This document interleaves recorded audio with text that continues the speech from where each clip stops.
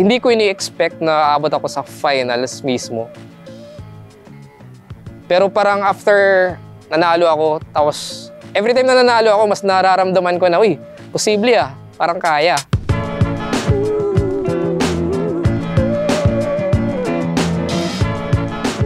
Earliest memories ko, parang hindi talaga ako exposed sa music nung bata ako. Yung tipong nagbabasa ka ng dictionary. Parang may affinity talaga sa mga words. Malaking impluwensya talaga yung Flip Top when it comes to yung writing ko, ng poetry, no? Tapos, yun, nung nag-open up yung tryouts online, isipan kong sumali kasi alam ko may palagi yung sulat ko. Sunerte naman tayo, nanalo tayo. And then, na-invite na ako sa first battle sa Gubat. Ibang klaseng kaba yun. Quarantine battles, yun, solid din.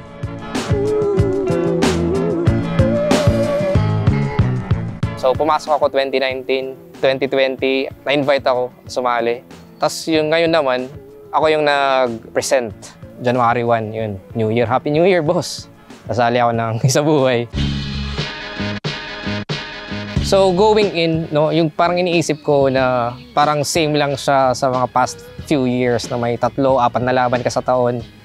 Pero yung difference is wala siyang off mood Parang after ng first battle mo, pag nakachamba ka, nakalusot ka, naka-pause ka lang hindi siya off mode. So, medyo nag-iisip ka na para sa next. Yan, mula sa simula, syempre kay JD, yung ganong aggression, ganong loudness, ganong presence. Tapos kay Sur, aggression din, parang cutthroat talaga na atake. Tsaka kay EJ, talagang patay kung patay. May similarities, pero may mga differences din sa approach nila. Bawat battle ko parang iba yung flavor Meron akong ibang natututunan.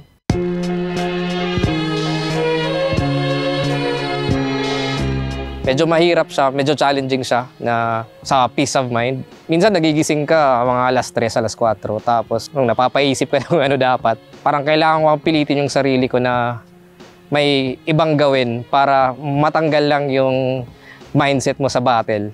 Kasi marami kang ginajuggle Trip mo, feeling mo trip ng iba, feeling mo trip ng crowd, feeling mo trip ng judges. Doon pumapasok yung hirap yung pag iniisip mo lahat yun sa kabuuan. Pero at the end of the day, gawin mo yung expected mo na gagawin mo for yourself.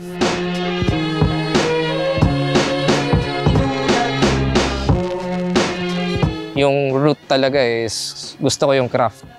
Which is para sa akin yung pinaka-paborito kong parte nitong lahat ng proseso is yung pagsusulat. Doon yung love, doon yung passion, doon siya umi-inject. Tapos the rest follows. Performance, yun. Yung reaction ng tao, parang bumabalik siya sa enjoyin mo yung proseso. Gawin mo muna para sa sarili mo. Kasi pag hindi mo na-enjoy yung ginagawa mo, parang ginagawa mo na lang siya para sa iba. Parang mawawala yung essence. So yun, gawin nyo muna kasi gusto nyo. Sa akin hindi ako nag-prep agad. Parang may isang buwan na walang sulat, pero yun, nag-iisip ka na. May mga drafts ka lang. Tapos yung palapit na, nun, magsisimula ka ng bumuo. Wala, time management lang talaga Isang upuan, then ferment yung tawag ko. Tapos bukas titignan mo ulit.